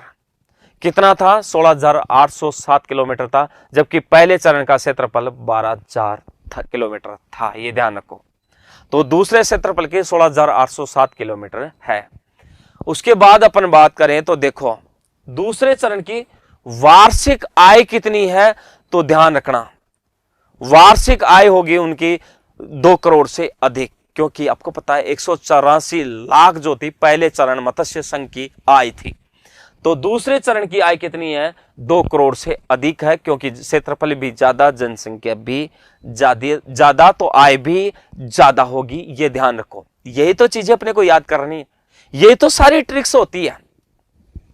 उसके बाद में अपन बात करें उद्घाटन, और उद्घाटन किसने किया है? कोटा, सॉरी, यहां पर दूसरे चरण का उद्घाटन कहां पर हुआ है? तो उद्घाटन हुआ है कोटा दुर्ग में। कहां पर हुआ है? कोटा दुर्ग में उद्घाटन हुआ। जबकि मत्स्य संघ का उद्घाटन कहां पर हुआ है? लोहागढ़ दुर्ग, जो कहां पर पड़ता है? भरतपुर में। उद्घाटन कहां पर हुआ दूसरे चरण का? तो दूसरे चरण का आपको पता, पूर्व राजस्थान संघ नाम दिया गया, उसका उद्घाटन कोटा दुर्ग में हुआ है। उद्घाटनकर्ता की बात करते हैं तो नरहरि विष्णु गोडगिल ने की है, यानी कि एनवी गोडगिल दूसरे का भी क्या कर रहा है? उद्घाटन करता। बात करें यहां पर राजधानी, तो राजधानी कौन सी है? कोटा। पहले चरण मत्स्य संघ की राजधानी अलवर थी, यह ध्यान रखना। दूसरे की राजधानी कौन सी रही है? कोटा। उद्घाटन भी कोटा दुर्ग में ही हुआ, राजधानी भी उसको ही बनाया गया।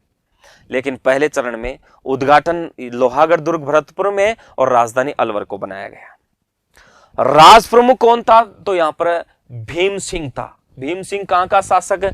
कोटा का शासक। जब भी वहां पर धौलपुर का शासक था उदयभान सिंह। मत्स्य संघ का राज प्रमुख उसे ही बनाया गया, यह ध्यान रखना। राज प्रमुख कौन सा है? भीम सिंह है, यह ध्यान रखना। उसके बाद में आगे बात करते हैं, थोड़ा सा उपराज प्रमुख की भी बात कर लेते हैं, क्योंकि यहां पर दूसरे चरण में उपराज प्रमुख का पद बना था, और उपराज प्रमुख बनाया गया था बूंदी का शासक बहादुर सिंह। समझ लो अपने आप, कहां का शासक है? बहादुर सिंह बूंदी का शासक है, मैंने पीछे पढ़ाया था आपको। तो राज प्रमुख का पद तो 18 मार्च 1948 ईस्वी में चला था। और उसके बाद में दूसरे चरण 25 मार्च 1948 ईस्वी को उपराष्ट्र प्रमुख का पद बना था। और उपराष्ट्र प्रमुख पद वो शासक होगा जो पहले चरण का राज प्रमुख रहा था, लेकिन यहां पर दूसरे चरण में ऐसा नहीं हुआ था, क्योंकि बूंदी के शासक को बहादुर सिंह को उपराष्ट्र प्रमुख बना दिया गया था। यह थोड़ा सा आपको देखना है। इसके दौरान दूसरे चरण का जो प्रधानमंत्री था वो कौन था? गोकुललाल असावा। और आपको यह पता होना चाहिए, मैंने पढ़ाया था आपको कि गोकुललाल असावा जो उस समय प्रधानमंत्री था, जिसका संबंध शाहपुरा भीलवाड़ा से था। कहां से संबंध था इसका? शाहपुरा भीलवाड़ा से इसका संबंध था, यह आपको पता होना चाहिए। तो गोकुललाल असावा जो प्रधानमंत्री रहा दूसरे चरण का, यह आपको याद करना ही पड़ेगा। विशेषता क्या थी? तो राजस्थान शब्द का सर्वप्रथम प्रयोग इसी दूसरे चरण में हुआ है, यह आपको देखना है। राजस्थान शब्द का सर्वप्रथम जो प्रयोग हुआ है वो दूसरे चरण में हुआ। तो दूसरे चरण की विशेषता थोड़ी सी यह रही है। कोई सा एग्जाम से में जो क्वेश्चन है वो बाहर नहीं जाएगा, ये मैं कह रहा हूं आपसे। आपको विश्वास ध्यान रखना पड़ेगा, विश्वास बनाए रखना पड़ेगा, ये मैं कहता हूं। मैं जो तरीका आपको समझाने का जो तरीका यूज करता हूं, जो मेरी लैंग्वेज है, मुझे पता है कि बच्चों को बहुत आकर्षित तो करती है। बच्चे भी इस बात को जानते हैं। मेरे को भी लंबा जो संघर्ष हुआ है इस फील्ड में, काफी लंबा संघर्ष हुआ है। थोड़ा सा कुछ बातें और है, मैं उनकी भी बात कर लेता हूं यहां पर। तो देखो, चंद्रवीर सिंह बांसवाड़ा का शासक रहा था। और इस चंद्रवीर सिंह ने कहा था जब एकीकरण पर साइन किया था, क्योंकि ये दबाव में आकर के साइन कर रहा था, क्योंकि चमकता ज्यादा है ना, थोड़ा सा बांस ज्यादा चमकता है, और चंद्रवीर सिंह है वो भी ज्यादा बुद्धि ज्यादा प्रयोग करता था। तो इसने कहा कि अगर तुम्हारे कहने से और तुम्हारे दबाव के कारण ही मैं क्या कर रहा हूं, एकीकरण पर साइन कर रहा हूं। इसका मतलब ये मत समझना मेरी आंतरिक इच्छा से, मेरी आंतरिक भावना से मैं एकीकरण पर साइन कर रहा हूं। मैं अपने डेथ वारंट पर क्या कर रहा हूं? पर हस्ताक्षर कर रहा हूं। मैं अपने डेथ वारंट यानी कि मृत्यु जो प्रमाण पत्र है उस पर क्या कर रहा हूं? मैं हस्ताक्षर कर रहा हूं। यह किसने कहा था? बांसवाड़ा का शासक चंद्रवीर सिंह ने। आपसे क्वेश्चन पूछा जाएगा कि यह किस शासक ने कहा था कि मैं अपने डेथ वारंट पर हस्ताक्षर कर रहा हूं, या एकीकरण को लेकर के किस शासक ने कहा कि मैं अपने डेथ वारंट पर हस्ताक्षर कर रहा हूं? तो बांसवाड़ा का शासक चंद्रवीर सिंह। उल्टा भी कैसे भी क्वेश्चन आ सकता है, क्योंकि क्वेश्चन होते हैं।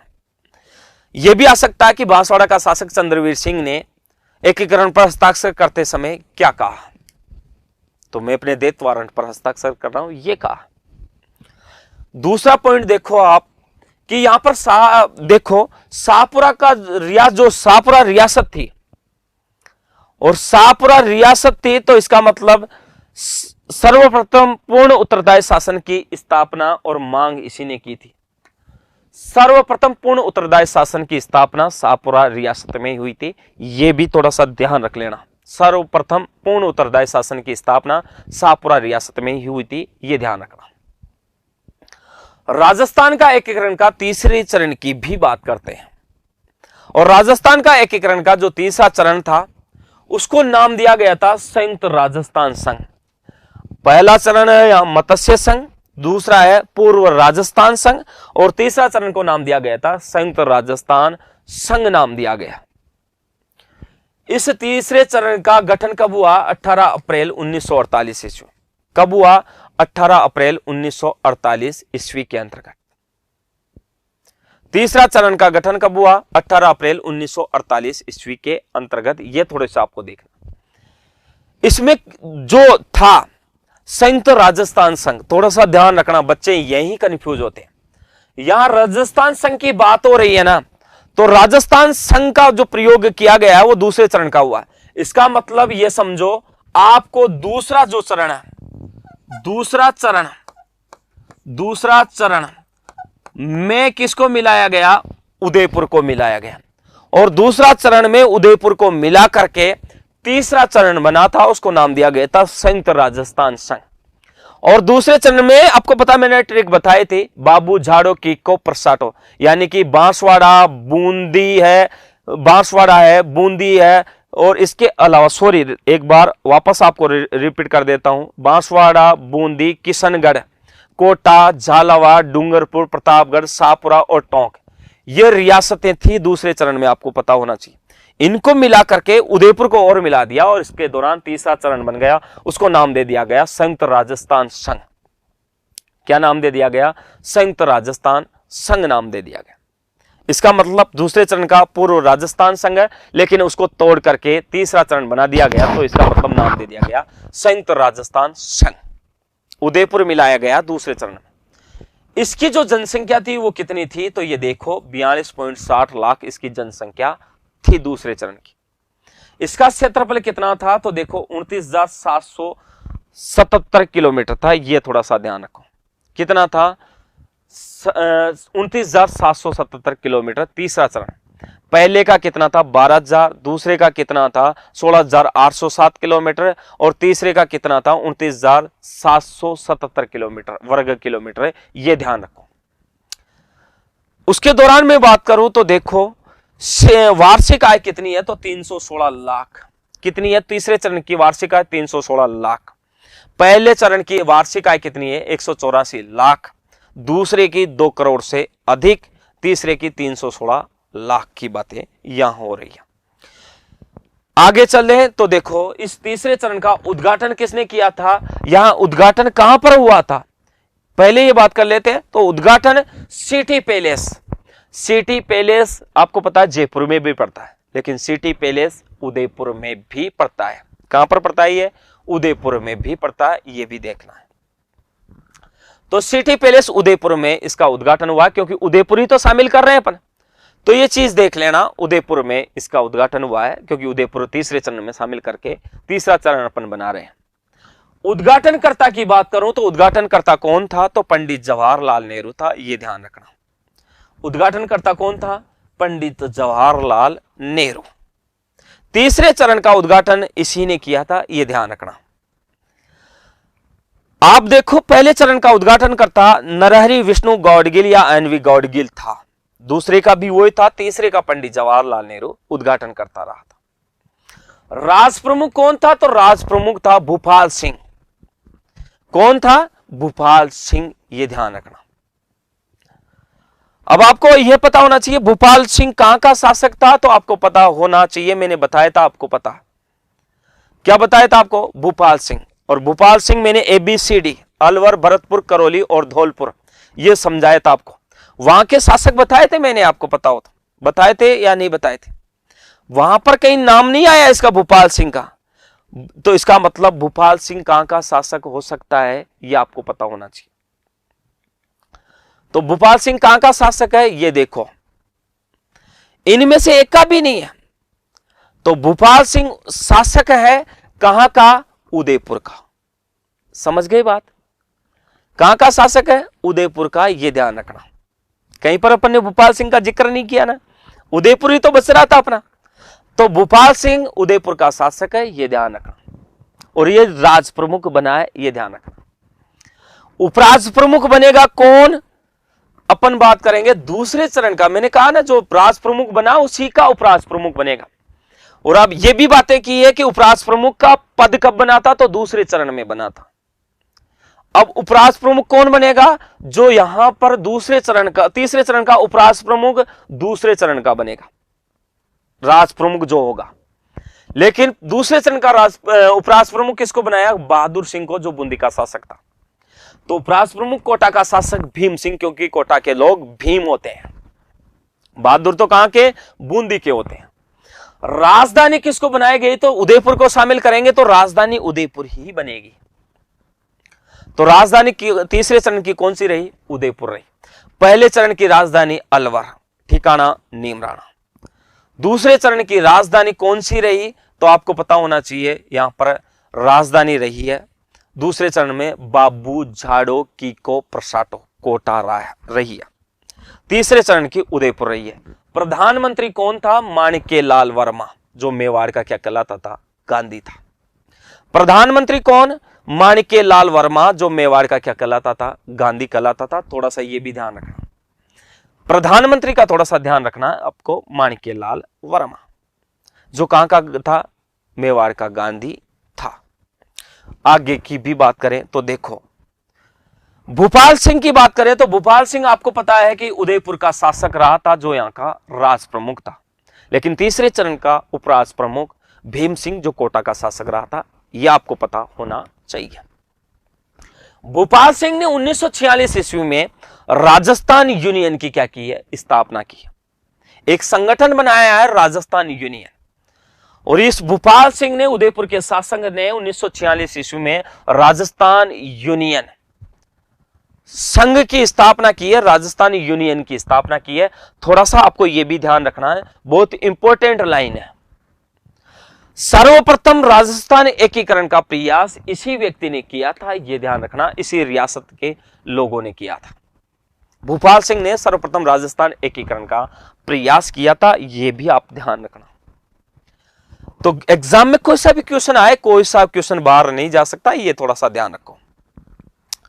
उसके बाद में थोड़ा सा देखते हैं राजस्थान एकीकरण का जो चौथा चरण है उसकी बात करते हैं, चौथा चरण की बात कर लेते हैं।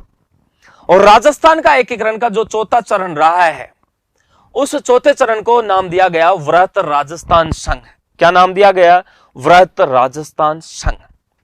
पहले चरण को नाम दिया गया मत्स्य संघ, दूसरे को पूर्व राजस्थान संघ, तीसरे को वृहत राजस्थान संघ और चौथे को वृहत राजस्थान संघ।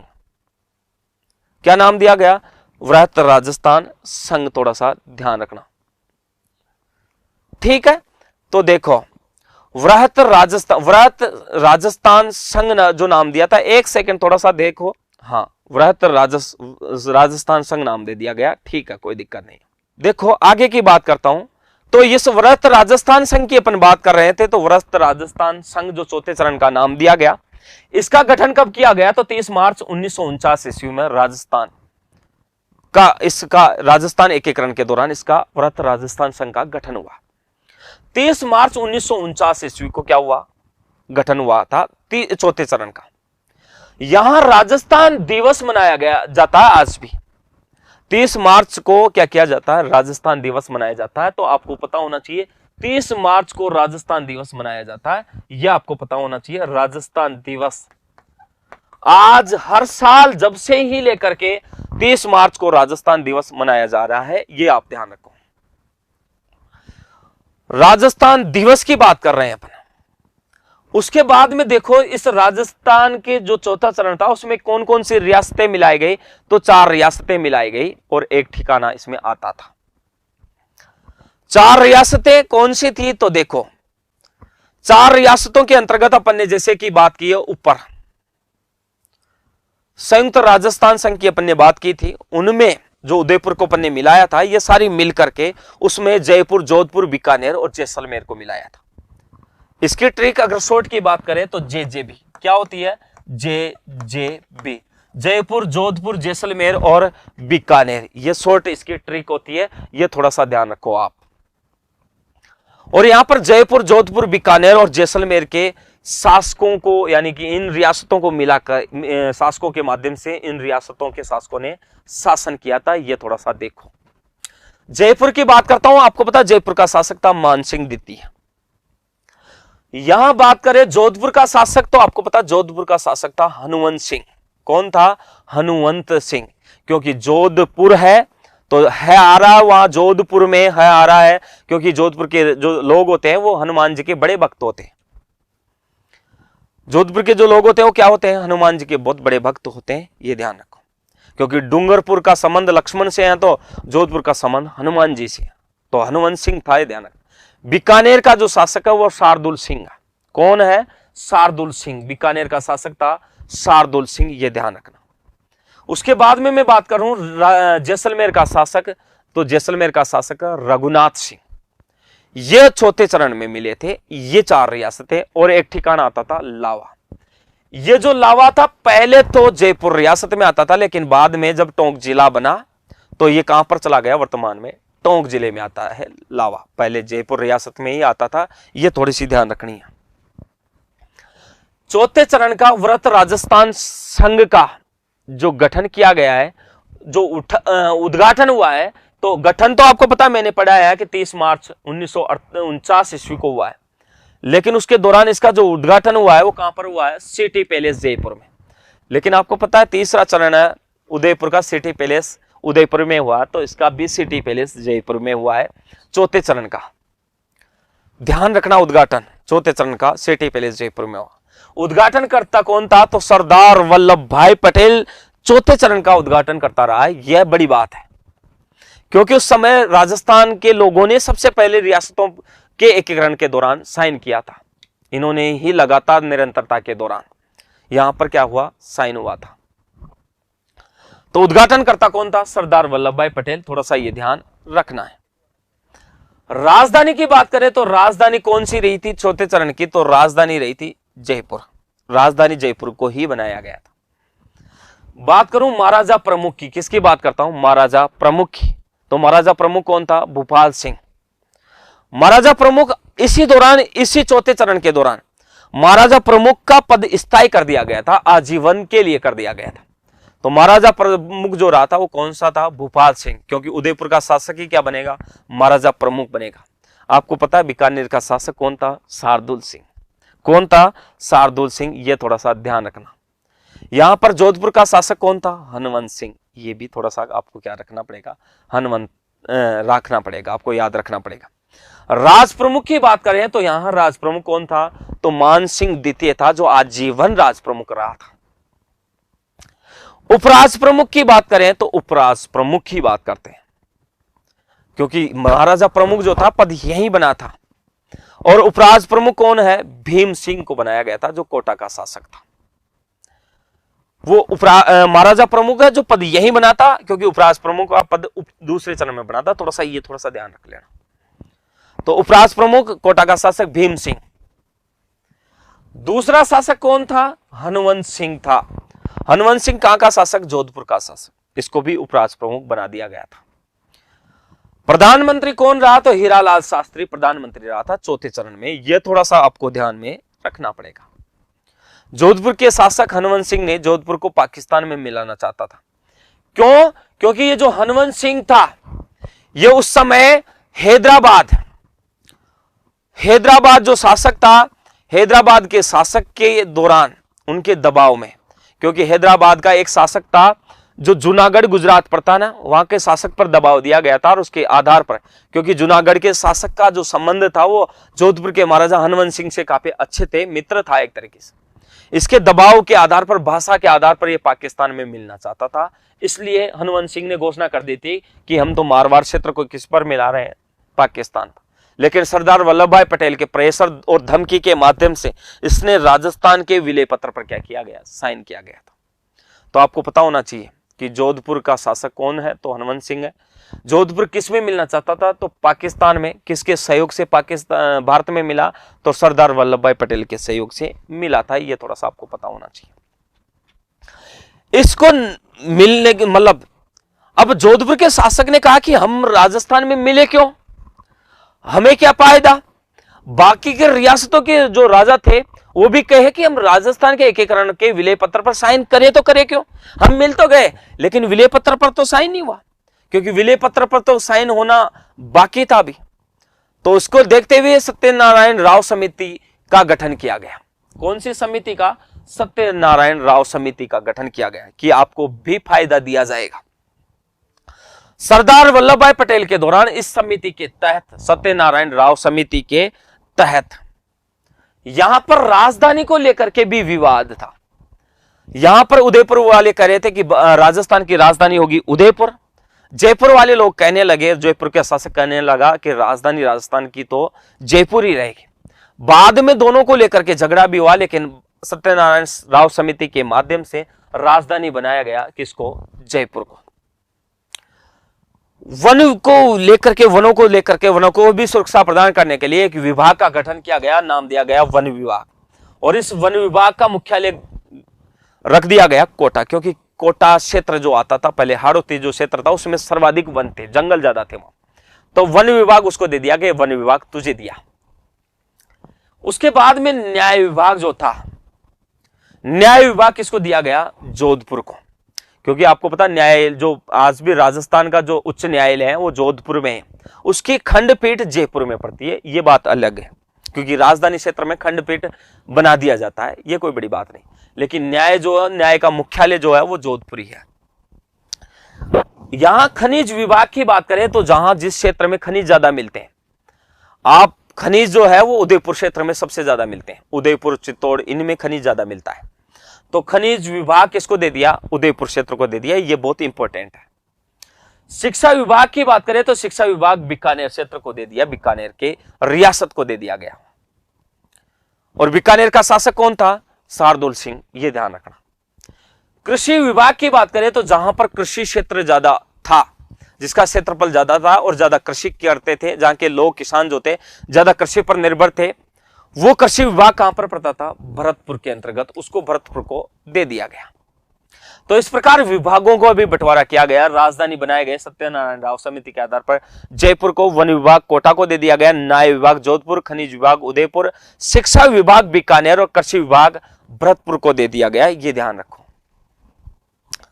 राजस्थान एकीकरण में अपन 5वें चरण पर चलते हैं। कौन से चरण पर चलते हैं? 5वें चरण पर चलते हैं। तो राजस्थान एकीकरण का 5वां चरण की बात करें तो देखो, राजस्थान एकीकरण का 5वां चरण जो नाम दिया गया था वो था संयुक्त व्रत राजस्थान संघ। संयुक्त व्रत राजस्थान संघ है। संयुक्त राजस्थान संघ की भी बात कर ली, व्रत राजस्थान संघ की भी बात कर ली, लेकिन इन सबको मिला करके एक बना दिया गया संयुक्त व्रत राजस्थान संघ। लेकिन इस चरणों में अभी मत्स्य संघ शामिल नहीं है, बस बाकी सब शामिल है इसमें, यह आपको देखना। संयुक्त व्रत राजस्थान संघ की बात करें 5वां चरण की, तो इसका गठन हुआ था 15 मई 1949 ईस्वी को। कब हुआ? 15 मई 1949 ईस्वी को हुआ था। यह थोड़ा सा ध्यान रखना। 5वां चरण का गठन 15 मई 1949 ईस्वी को हुआ था। इसमें विलय किसका हुआ? तो मत्स्य संघ को व्रत राजस्थान में मिलाया गया। मत्स्य संघ को मिलाने के कारण ही इनको शामिल किया गया। मैंने ये तो कहा था कि कहने का मतलब ये है, 5वां चरण बना तो अभी मत्स्य संघ नहीं मिला, लेकिन अब जो 5वां चरण बन गया तो इसका मतलब मत्स्य संघ इसमें मिल गया है। तो मत्स्य संघ को व्रत राजस्थान में मिलाया गया और नाम दे दिया गया संयुक्त व्रत राजस्थान संघ।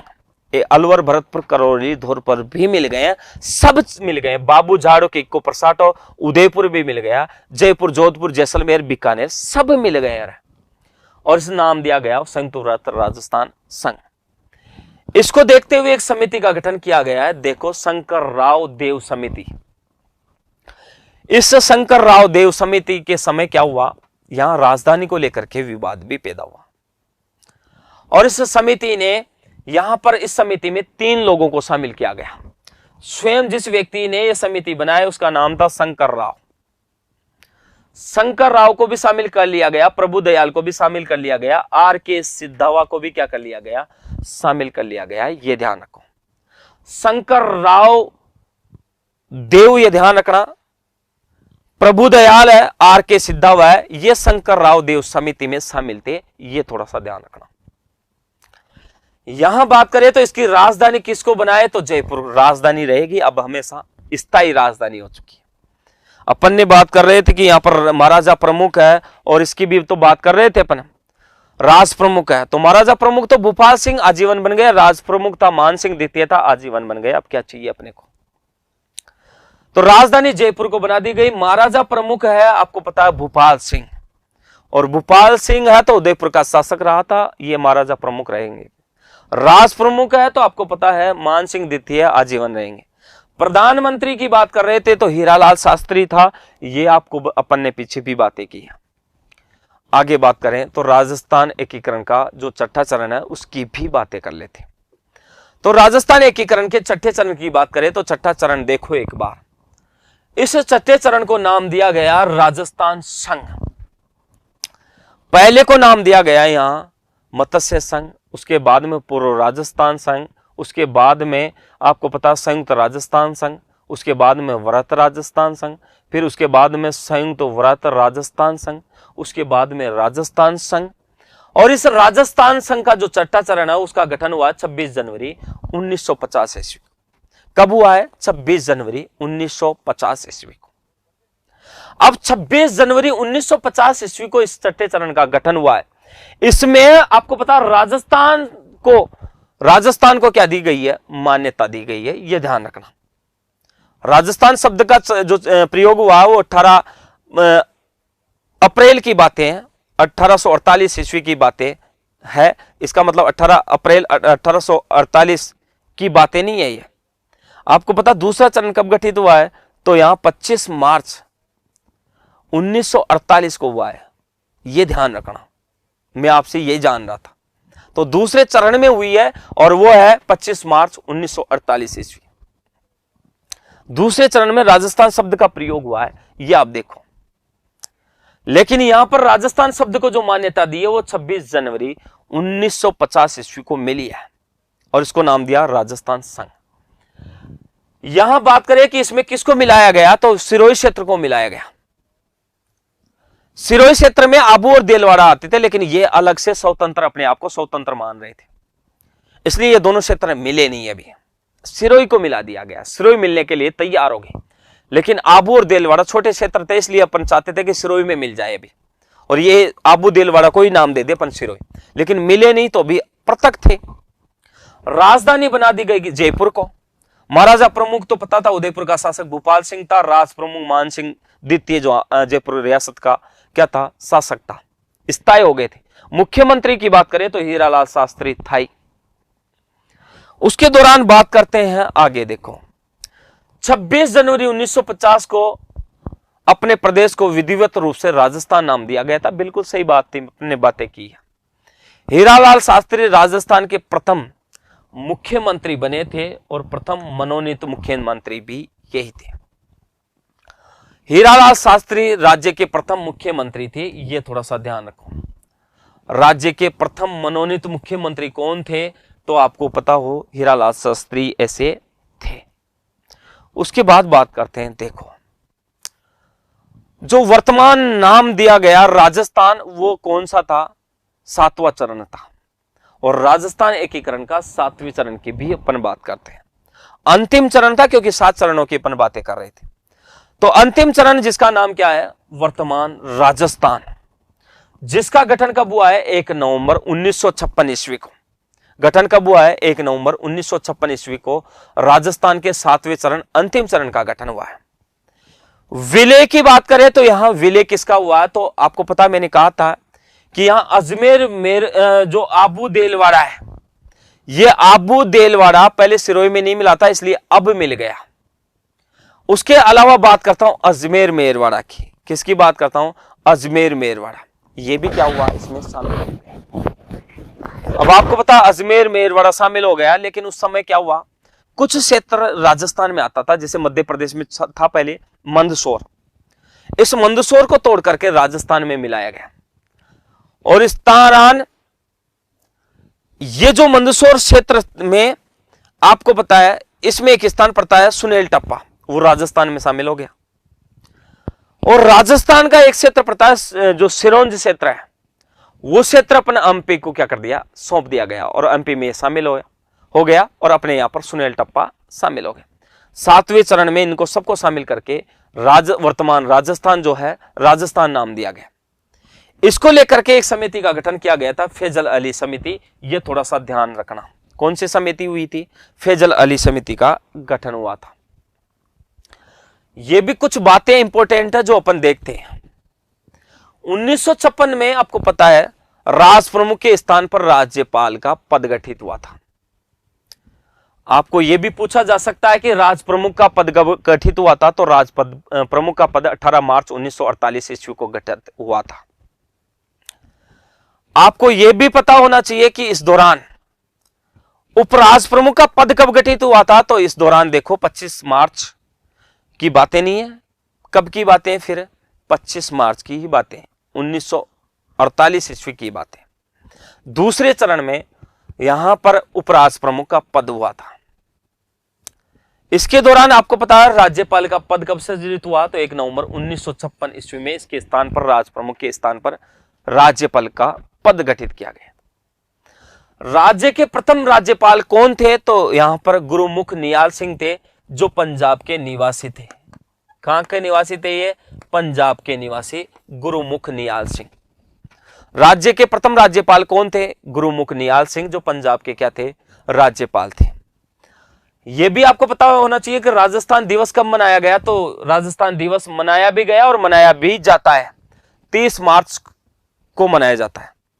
पहला राजस्थान दिवस 30 मार्च 1949 ईस्वी को मनाया जाता है, या कब मनाया जाता है तो 30 मार्च 1949 ईस्वी को ही मनाया गया था, लेकिन हर साल 30 मार्च को मनाया जाता है, ये ध्यान रखना। राजस्थान स्थापना दिवस 1 नवंबर को, पहला स्थापना दिवस 1 नवंबर 1956 को। हर साल राजस्थान स्थापना दिवस मनाया जाता है, तो 1 नवंबर को मनाया जाता है। यह राजस्थान दिवस है, यह स्थापना दिवस है। तो स्थापना दिवस 1 नवंबर 1956 को मनाया गया था और मनाया जाता है 1 नवंबर को, और साल राजस्थान दिवस 30 मार्च को मनाया जाता है। रियासती विलय पत्र पर हस्ताक्षर करने वाले किस किसने रियासती विलय पत्र पर सबसे पहले हस्ताक्षर किया? तो राजस्थान की प्रथम रियासत थी बीकानेर, और बीकानेर का एक शासक था शार्दुल सिंह। तो राजस्थान की प्रथम रियासत बीकानेर रियासत थी और वहां का शासक था शार्दुल सिंह, जिसने सबसे पहले राजस्थान एकीकरण के विलय पत्र पर साइन किया था। राजस्थान की अंतिम रियासत कौन सी थी? तो धौलपुर थी, यह ध्यान रखना। जिसने विलय पत्र पर अंत में साइन किया था, धौलपुर का शासक था उदयभान सिंह। धौलपुर का शासक कौन था? उदयभान सिंह, यह ध्यान रखना। तो राजस्थान की अंतिम रियासत कौन सी थी?